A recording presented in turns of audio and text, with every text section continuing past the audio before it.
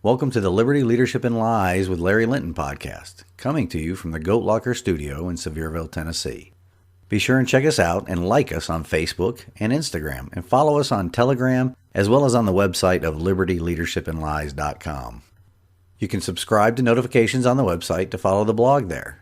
If you would like to contact the show, just send an email to Larry at libertyleadershipandlies.com.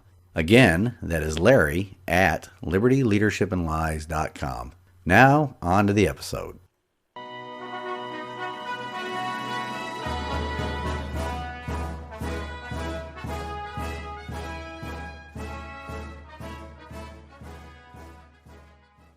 Leadership.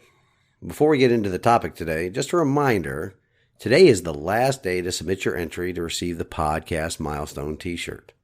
And in today's episode, we will discuss the major politicians in positions of leadership within their respective political parties at the federal level and the state level.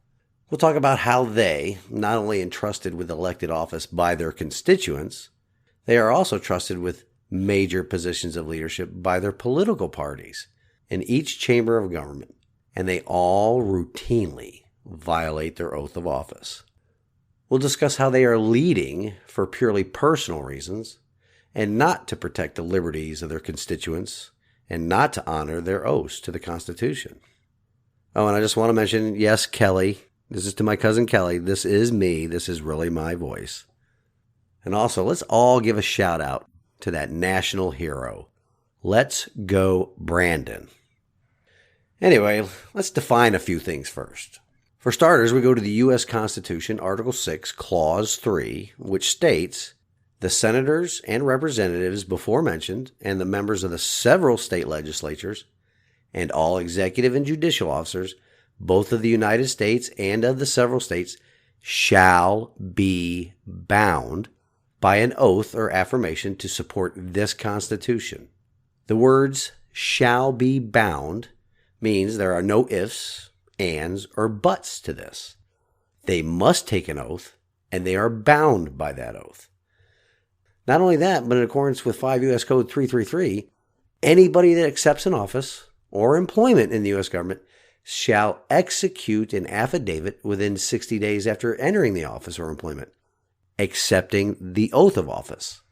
There is even Executive Order 10450, which states in part, "Whereas the interests of the national security require that all persons privileged to be employed in the departments and agencies of the government shall be," here's the keyword tricky phrases, "reliable, trustworthy, of good conduct and character, and of complete and unswerving loyalty to the United States." I could go on and on about that executive order, but I would like to encourage the whole audience to go and research it for themselves. Research everything there is said and written about taking an oath of office. Needless to say, there are very few elected officials that are trustworthy, of good conduct and character, and definitely not exhibiting complete and unswerving loyalty to the United States. Look at what constitutes a violation of that executive order, which further reinforces U.S. Code and the Constitution of the United States. And you're probably going to wonder, like I do, how are all the people that are in government, like at Congress, or more specifically, those that are employees of the government, still able to maintain their jobs? They routinely violate the Constitution. They routinely violate their oaths, yet here we are. You know, when I served on active duty, there were swift and fair punishments for people that, quote unquote, broke the rules. It was the Uniform Code of Military Justice. And if the offense was serious enough, they ended up being booted from the ranks. Much like the Uniform Code of Military Justice applies to members of the armed forces, U.S. Code applies to all people in government. Why is there no accountability? I think we know why. It's because the electorate, us, we have become apathetic to what our government does to us and not for us. Remember, our government hates us. Our apathy has emboldened their hatred of us because they know they will not be held accountable for violating their oaths. They will, however, weaponize the FBI to go after parents that are finally attempting to hold local school boards accountable to their employers, themselves, the tax-paying citizens. But from what I just read, we can fully understand that it is a constitutional requirement to be bound by an oath to serve in elected office, as well as to be employed by the government, both in Washington, D.C. and in the various state capitals. Next, let's discuss the exact wording of the oath of office for members of the U.S. House of Representatives and the U.S. Senate. It is as follows: I do solemnly swear or affirm that I will support and defend the Constitution of the United States against all enemies, foreign and domestic, that I will bear true faith and allegiance to the same, that I take this obligation freely without any mental reservation or purpose of evasion, and that I will well and faithfully discharge the duties of the office on which I am about to enter, so help me God. Keep those words in mind as we go through the actions of the people in leadership positions within both political parties. Next, we'll discuss the oath of office for members of a state legislature. And I'm going to stick with Tennessee, since this is where I call home. From the Tennessee State Constitution, it states that every person who shall be chosen or appointed to any office of trust or profit under this Constitution, or any law made in pursuance thereof, shall be entering on the duties thereof, take an oath to support the Constitution of this state and of the United States. Here's the words for that oath. I, insert their name, do solemnly swear that, as a member of this, the whatever number it is, of the General Assembly of the state of Tennessee, I will faithfully support the Constitution of this state and of the United States. And I do solemnly affirm that as a member of this General Assembly, I will, in all appointments, vote without favor, affection, partiality, or prejudice, and that I will not propose or assent to any bill, vote, or resolution which shall appear to me injurious to the people, or consent to any act or thing whatever that shall have a tendency to lessen or abridge their rights and privileges, as declared by the Constitution of this state. So help me God. So I read to you both oaths, federal and state level. It's pretty straightforward wording there, don't you think? But, of course, there's the closing of each oath. They close with, so help me God. Maybe that is why they get away with violating their oath so frequently. They do not believe in God. But that's another topic for another episode, though. In today's episode, keep those O's in mind when we talk about Senate Majority Leader Schumer, Senate Minority Leader McConnell, House Speaker Pelosi, House Minority Leader McCarthy, and the U.S. Congress. For Tennessee, keep Speaker of the Senate McNally, who's also the Lieutenant Governor, and Speaker of the House Sexton. We're only going to talk about the Republican side here in Tennessee because they have a supermajority in both houses of the General Assembly. Let's go over some of their actions over the course of this global pandemic to see if it meets a couple of tests. The first test will be the constitutionality test, and the second test will be the oath of office test. Before we move on, I'd like to pause for a word from one of the supporters of this podcast.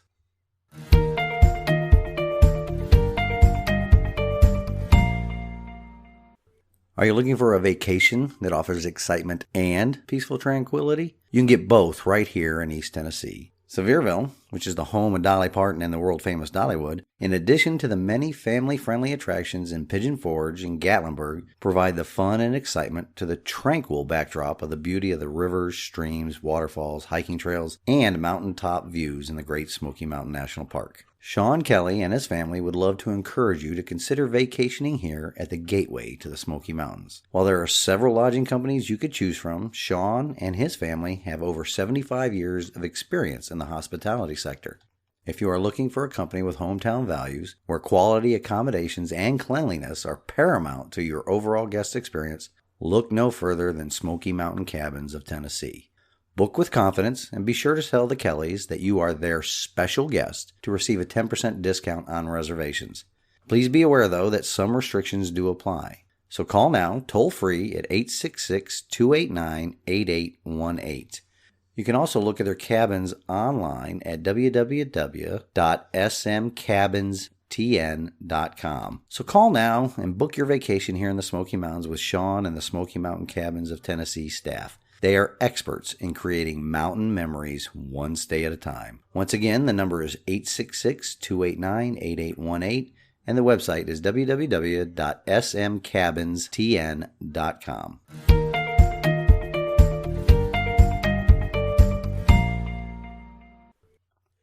As always, be sure and tell the Kellys that you heard about them on this podcast. Once you vacation here at the gateway to the Smoky Mountains, you will become addicted to it, much like Denise and I did. We vacationed here many times when I served on active duty and fell in love with the people, the scenery, the atmosphere, and the beauty of the mountains. I'll throw up a photo on the website of the view from my back porch, and you will understand what I am talking about. On to leadership again, though. Each of the people in leadership positions in Congress and Tennessee's General Assembly has sworn an oath to the Constitution of the United States of America. Let's focus for a bit on the turtle and Chucky Schumer, Senator Mitch McConnell from Kentucky, the former Senate Majority Leader. Senator Chuck Schumer is now the Senate Majority Leader, only by virtue of a tie in the Senate and the tiebreaker going to the heels-up Harris. Never ever forget this fact about our installed vice president. The reason she is in that position is because of her gender and skin color. And that's rich, coming from a party that constantly berates everybody they say that discriminates on those human properties. But hey, they're Democrats. They know no limits of hypocrisy. Back to the turtle, though. He's now the Senate Minority Leader, and only because of the rampant fraud in the 2020 election, but we've covered that before and will do so again in the future. In fact, that is one of the failures to follow their oaths by the turtle and Chucky, to protect and defend the Constitution of the United States of America. That awesome document states that state legislatures, not the executive branches of the individual state governments, the state legislatures set forth the requirements for elections. Article 1, Section 4 of the U.S. Constitution states the time, places, and manner of holding elections is governed by the state legislatures. But again, hey, Democrats know no bounds on their disdain for the Constitution as well. It was the job, the duty, the responsibility for every member of Congress in upholding their oath to question the manner in which state executive branches violated the Constitution and violated their state's laws in changing the times, places, and manners of holding elections. Of course, we've covered that before, and we will continue to do so until the situation is fixed. In fact, is one of my policy positions in running for office, election integrity. A return to the constitutional requirements, both state and federal, for conducting elections. That will mean a lot of changes to the way things are going now, but it will go a long way to ensuring free, fair, and fraud-free elections. But let's shift focus to a recent event that involved a theatrical feud between Chucky and the Turtle over the nation's debt ceiling. The debt ceiling debate was an absolute farce. I'm quite sure that most people only considered the personal implications and not the national and liberty implications to increasing the debt ceiling. As I predicted, the old turtle gave in and allowed the money-hungry, our money, not theirs, the money-hungry Democrats to continue to pile the debt onto the citizens of this republic. Very few people realize that when the pundits and politicians state that they need to raise the debt limit of the government, that debt they are allowed to borrow up to is guaranteed mostly, almost exclusively, by the wages of every working American. When the usurpers, those new aristocrats in D.C., vote to raise the debt ceiling of the United States government, they are voting to put that debt upon the tax-paying citizen. They are violating their oaths when they pass legislation like that. In Federalist 30, when Hamilton is discussing the taxing power of Congress in its enumerated powers, as well as talking about money and how it is a vital principle of the body politic, he also states, and I quote, "A complete power, therefore, to procure a regular and adequate supply of it, being money, as far as the resources of the community will permit. Do you think the resources of our community, mainly through income tax, can support a debt load of over $28 trillion in funded liabilities right now? Oh, let's not forget about the $21 trillion in Social Security liability and the $33 trillion in Medicare liability.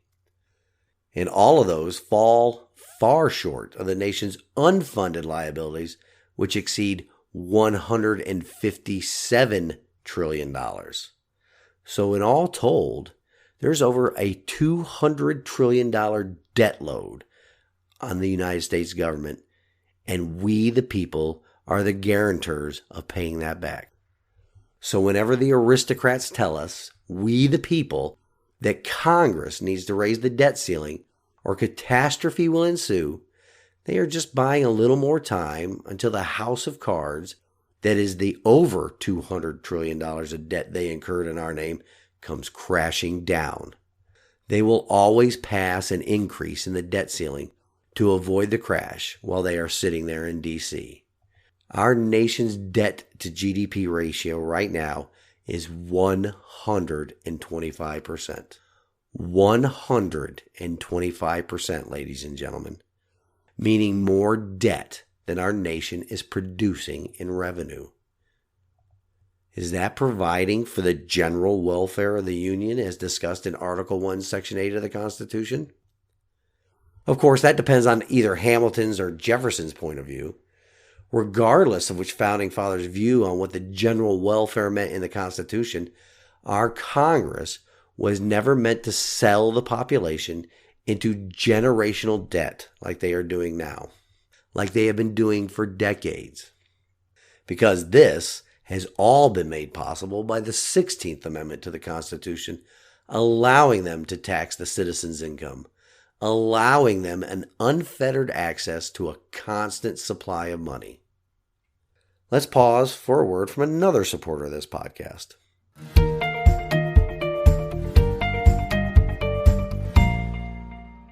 For all my listeners that live in the Hampton Roads area of Virginia, I want to give a huge shout out to one of my all-time favorite car mechanics and longtime good friend, Glenn Moser. He is a supporter of this podcast and the owner-operator of Professional Auto, located at 5900 Thurston Avenue, Suite Alpha in Virginia Beach. Phone number is 757-962-0102. Not only is Glenn an extremely talented mechanic, but he is also a great American and a staunch supporter of our constitutional rights. My family and I relied on Glenn and Professional Auto for all of our vehicle needs when we lived in the Hampton Roads, Virginia area. Quality work at a fair price and service with a smile are what you will receive when you take your vehicle to Professional Auto. I encourage all my listeners there in the Hampton Roads area to look them up if your car needs work.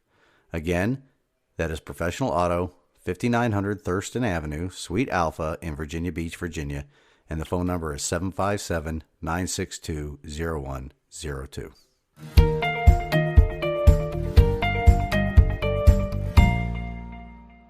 More on leadership. There's been a lot of debate, laws, and court rulings on the constitutionality of the income tax. Of course, it was the progressives, those liberals that fought for the passage of the 16th Amendment as a way around the Constitution's direct and indirect taxes according to apportionment. Needless to say, though, as I have stated numerous times on this show and will do so until it is repealed, the 16th Amendment's purpose was to grow the size and scope of the federal government, to give it power far outside the guardrails imposed by Article 1, Section 8. Here we are, the elected officials that swore an oath to protect and defend the Constitution, which includes the general welfare of the nation. They're giving themselves the power to place the nation and its citizens, you and I, into perpetual debt bondage, meaning our children, our grandchildren, our great-grandchildren, for generations.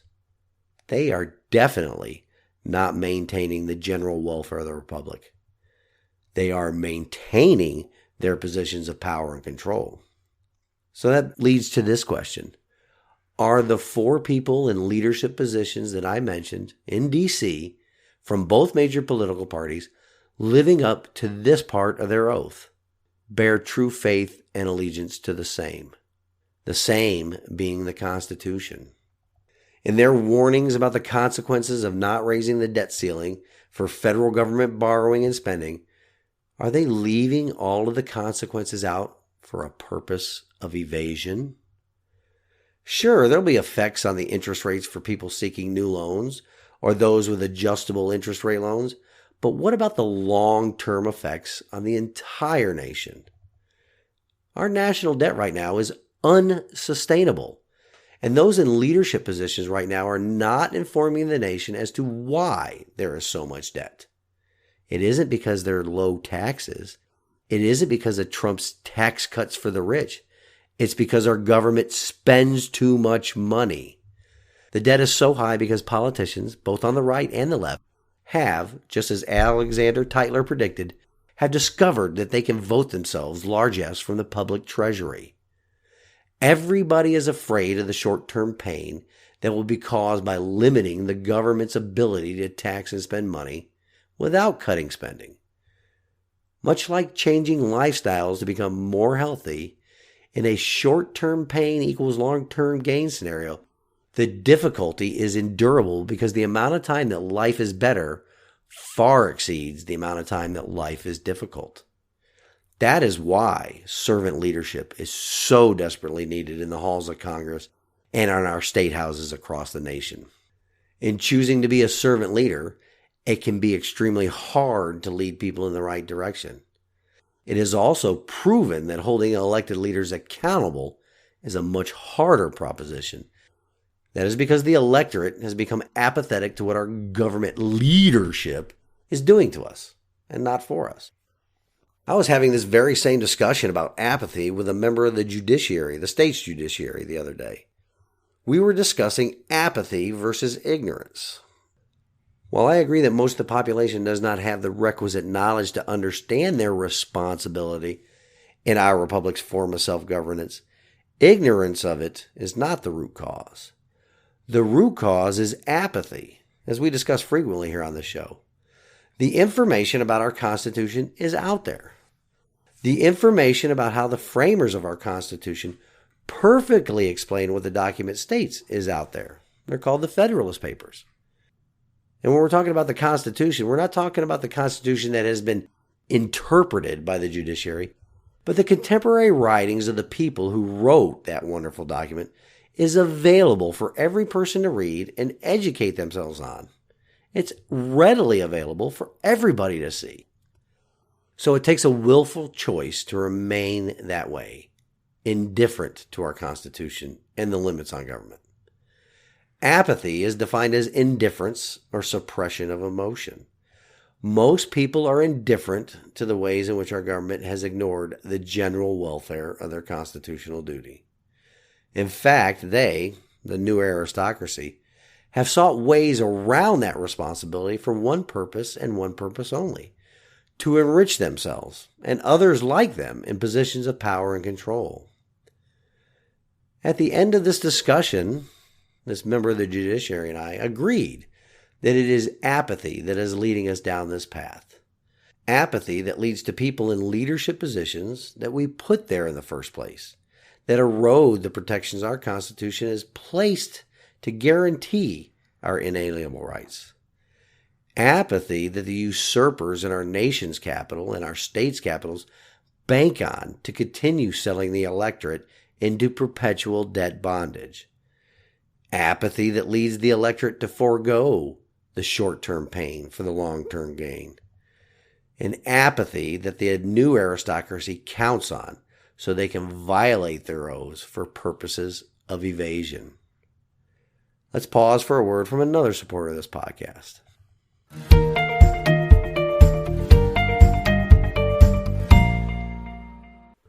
Mrs. A.J. DePriest is the director of Proposal Logic. Proposal Logic is a woman-owned, minority-owned small business located just outside Nashville, Tennessee, serving federal contractors with proposal management and technical writing expertise. Since 2011, AJ has served more than 150 federal contractors on proposals for more than 200 federal agencies. While average win rates for federal proposal developers rest around 35%, AJ finished 2020 with an astounding 100% win rate for her clients. So stop losing conventionally and start winning unconventionally. If you are a federal contractor and you are ready to win government contracts, contact AJ at 615-474-2123. Again, that is 615-474-2123. Or you can email her at aj@proposalogic.com. Again, that is aj@proposalogic.com. proposalogic.com.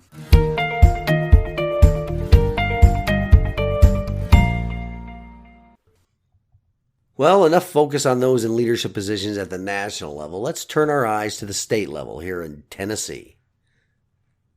Lieutenant Governor McNally has finally seen the light, so to speak, with regard to calling for a special session of the General Assembly to address all matters related to the China virus and the accompanying overreach of government at the federal and the governor's level, as well as at the local level with regards to school boards across the state. Oh, we can't forget the overreach at the federal judiciary level, where a federal judge is making up laws out of thin air with regards to mandates. That judge is acting more like King George or like the sniffer-in-chief Joe Biden himself. There are still some trans-Publican senators here in Tennessee that are not on board with calling a special session to address this overreach. I have not reached out to the senator that represents the district I live in about Lieutenant Governor McNally's change of heart yet, but will do so soon. All of my correspondence with Senator Swan indicates that he is quite willing to bend the knee to tyranny as long as he is left alone. You know, that apathy stuff. He's apathetic to federal overreach despite the fact that he was elected to an office to protect the individual rights of his constituents, not kiss the ring of those in power and their mandates that have a tendency to lessen or abridge their rights and privileges of the people of Tennessee he is supposed to represent. You know, that was that pesky phrase from his oath of office. Why has it taken so long for Tennessee's Speaker of the House and his caucus, and now the Lieutenant Governor, who leads the Republican caucus in the state Senate, to finally understand and follow their oaths? It remains to be seen why they have changed their minds in recent months, but I am quite sure some intrepid young patriot could investigate that. It will probably just boil down to a few things, though. Not calling for a special session of the General Assembly lessens their chances for re-election. That is a primary factor in almost every politician's actions while they serve in government. Or it could involve money. That is the secondary factor in politicians' decisions. Or maybe, just maybe, they finally woke up to their duties and responsibilities to be the person that stands in the gap between their constituents here in Tennessee and the headlong race into tyranny that Washington, D.C. is engaged in right now. And only time will tell. Again, this is why I decided to run for office. Speaking of my campaign, please visit my website or my campaign Facebook page, and if you can, donate to my election efforts. It will take a significant war chest to overcome several biases in the political processes here in East Tennessee. I have been told many times by many different people that the political machine here in East Tennessee is much different than any other part of the state or the country. I'm quite sure that if the everyday person, not members of the old guard here in Sevier County, got to know me and listen to my message, I will definitely be able to earn their trust and see a victory in the November 2022 election. But let's get back to the state and those people in leadership positions. Most of the people in elected office right now are only focused on their next election instead of following their oaths of office. In their leadership positions in the state's House and Senate, these people are supposed to be more acutely aware of their duties and responsibilities as outlined in their oaths of office. They are not supposed to propose or assent to any bill, vote, or resolution, or consent to any act or thing that lessens Tennesseans' rights and privileges. What has been happening in our state and in our nation since January of 2020 and the China virus has been a federal and state government that not only consented to any act or thing, but actively promoted and enforced acts and things that have lessened our rights and privileges. Our national and state leadership has failed us. It is time for new leadership. Before we close the show, I would like to leave you with this from God's Word, 1 Corinthians 2:14. The person without the Spirit does not accept the things that come from the Spirit of God, but considers them foolishness and cannot understand them because they are discerned only through the Spirit. At our republic's founding, men of great faith fought and prevailed against tyranny and created our Constitution. They also laid the framework within our founding documents to hold people accountable to their oaths of office. Our apathy has allowed people to enter into government employment and elected office that are in it for themselves and are no longer servant leaders or never were. The citizens across the nation right now that are waking up to the theft of our sweat equity and our liberty are seen as foolish by the new aristocracy because they are no longer guided by the faith that carved our country out of the wilderness and built the most free and prosperous nation on the planet. It is time to hold these people in the employ of the federal government accountable for the generational theft of our liberty and our sweat equity. It is also time to hold every elected official accountable for violating their oaths to the Constitution. It is time for the electorate to fully grasp and execute their duties and responsibilities to ensure that government at all levels is put into place to protect our inalienable rights, not restrict them or do away with them entirely. Who would have thought that it would take a labor union, that pilots union, to be the first organization to stand up against tyranny? I pray that all these acts of rebellion against unconstitutional federal, state, local, and judicial mandates continue to increase. Not only in numbers and frequency, but in ferocity. Ferocity in the defense of liberty is a virtue. Until next week, stand in the arena with me. Reveille, it's time to wake up.